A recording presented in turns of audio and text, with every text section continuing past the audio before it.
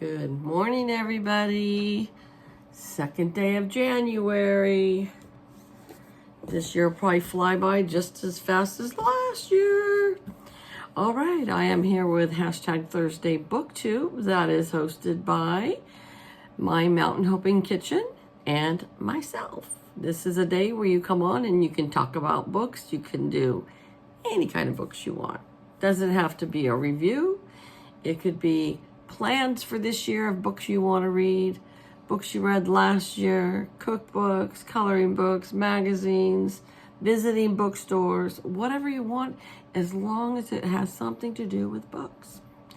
But today I'm going to give you a book review, and then I'm going to share with you my 3 favorite books of 2024 and my least 2 favorite books of 2024.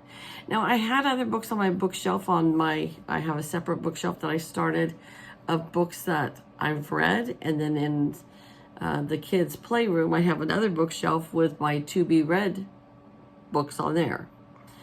And I didn't keep track of my books at all this year. Sometimes in the past I have. I did not this year, so I'm going to keep track of them better for next year because I have some great books on there that I read, but I wasn't for sure if I read them in 2024 or 2023. So I just left them there. I picked 3 books that were my favorite, 2 books that were my absolute least favorites, and then I just finished reading this one, We Are Not Like Them. We Are Not Like Them by Christine Pride and Joe Piazza. So, this was a good book. It was the Good Morning America Book Club, and I wouldn't give it a 5-star, but I'm going to give it a good strong 4. So, it was about 2 best friends that have been friends since they were in kindergarten, Jen and Riley. Jen is a white girl, Riley is a black girl, and they had been friends their entire lives. And as they grow up, Jen marries a man that she falls in love with and marries, and Riley becomes a news reporter for a TV station. So she went more on the business side, and Jen went more to the domestic side and got married. And then Jen and her husband, he was a salesman for like internet or something like that. And then he decided to go back and get his degree and become a police officer.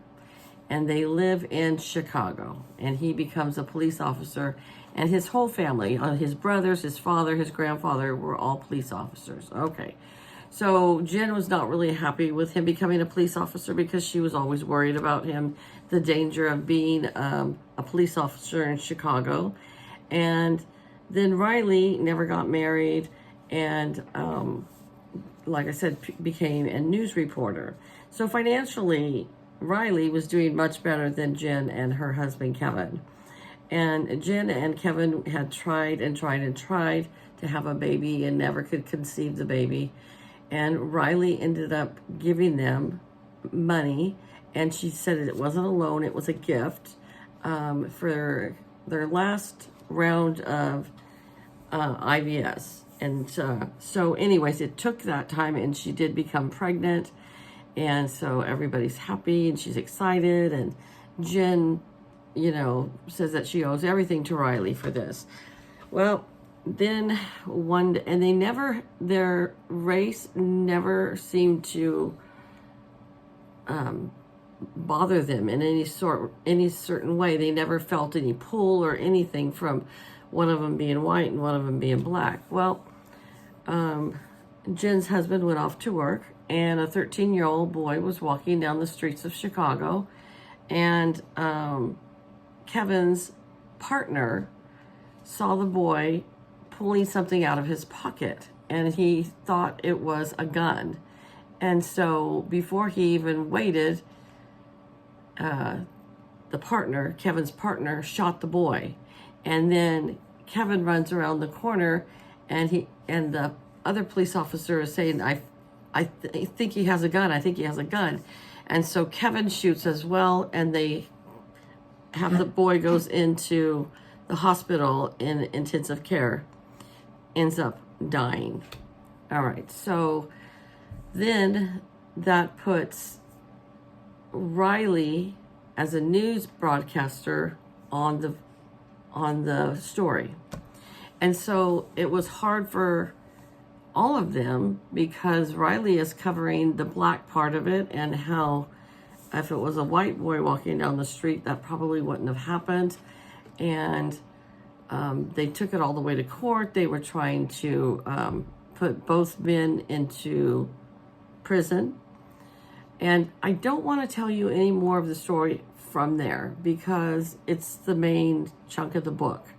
And it ended up having a good ending, but it was a whirlwind getting to the end. And it just shows how strange things can become by people that love each other dearly, but they're taking one side and the other's taking another side. And you love your husband, you're going to back him up no matter what, you know. And she didn't agree with what was going on, Riley, and she didn't believe Kevin. Sorry about that. I heard somebody else. I just was checking. So anyways, it ended up to be a very good story. For a little while there, and I'm not the fastest reader, and I'm not a binge reader. I don't read a lot at one time. So for a little while, it seemed like it was taking a while to get to the punchline. But, you know, if I would just sit down and read 100 pages at a time, it wouldn't seem that way. So I would recommend it if somebody was wanting to read this. I think it's a great read, and I would give it a try if I were you. Okay, now I have 3 books that I picked from 2024 that are my favorite books. Only one of them was a new release, and the other 2 are older books, a couple years old. The first one was The Four Winds by Kristen Hanna. Oh my gosh. And this is all about the Dust Bowl, and I believe that was in like the 30s and the 40s, and people coming from Oklahoma, Texas, and Louisiana, I think, and coming to California for a better life because it was the drought was so bad back there. I'm not going to go into the whole book review because I've already done a book review on it, but this was a complete 5 stars for me. Left me with a book hangover, left me thinking about it all the time. I never wanted to put the book down. I wanted to continue to read all the time.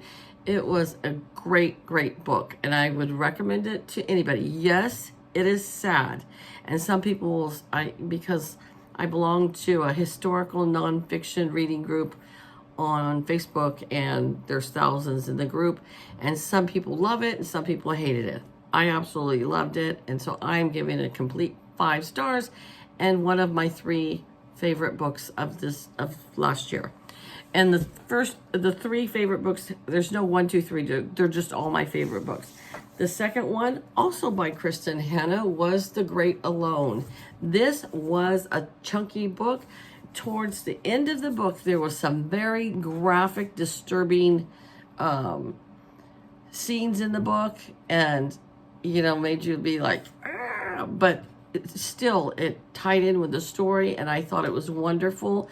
It was 550 pages, and it was about some it based in the 60s or the 70s, and they moved from Seattle, Washington to Alaska, and they're going to live off the land, they're going to live off grid, how the Alaskans treat them moving in, the couple and their daughter.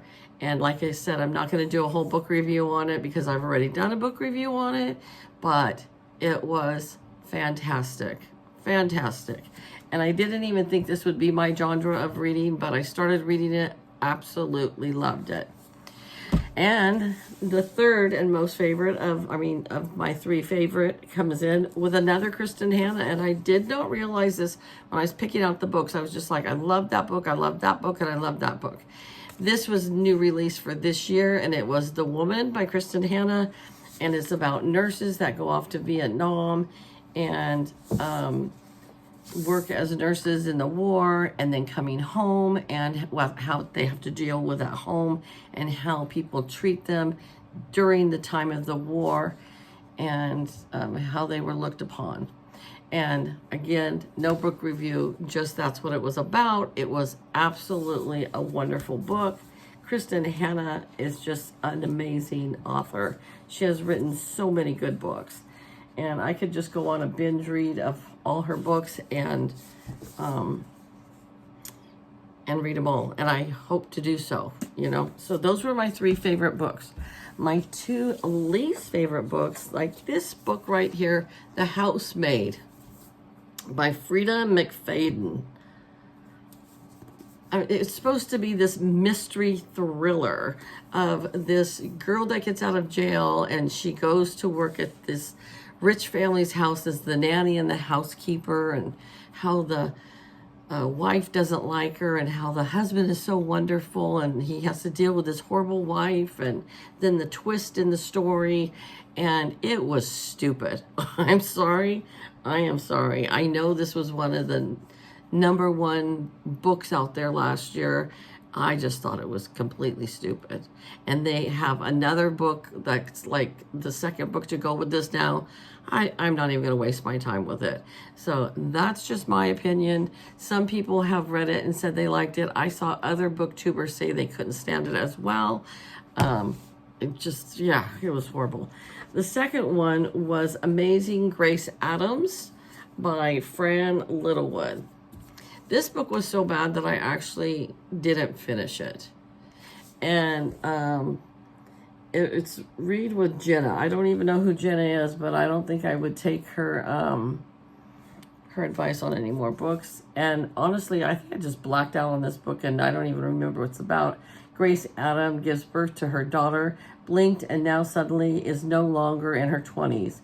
One hot summer day, stuck in traffic on her way to pick up the cake for her daughter's 16th birthday party, she's had enough of men staring at her and their catcalls, enough of putting her professional aspirations on hold while her husband's career takes off. Oh yeah, now I remember. It was just stupid. It was boring.